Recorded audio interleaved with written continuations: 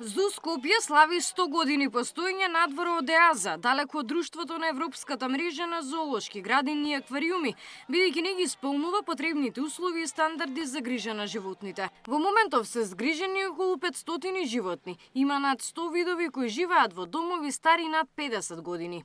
Властите не јавија дека започнува процес на нивно реновирање. Имаме доста стари дотрајани живеалишта. Имаме живеалишта стари по 50 години.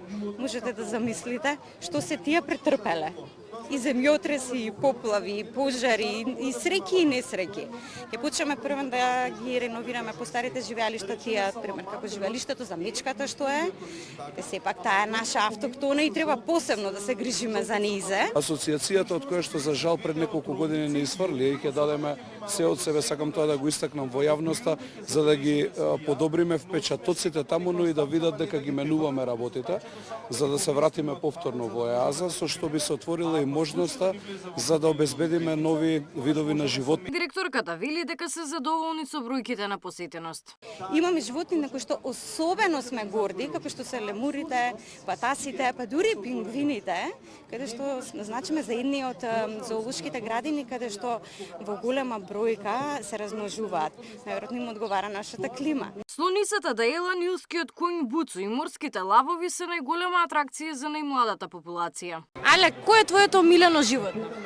Мама. Крокодил и вол. Што прават мајмуните и зошто мајмунот е твоето омилено животно? Јадат банани. Дали ти јадеш банани? Да. Ќе порастеш и големот? Поголем. Ги разгледуваш животните? Што прави слонот? Јаде со сувата. Не да стасуваат уште животни.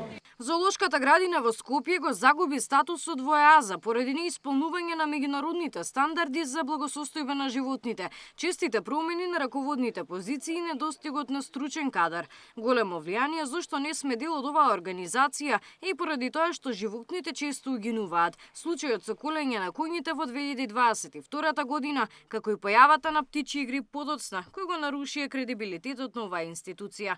Габриела Лескова, Сител телевизија.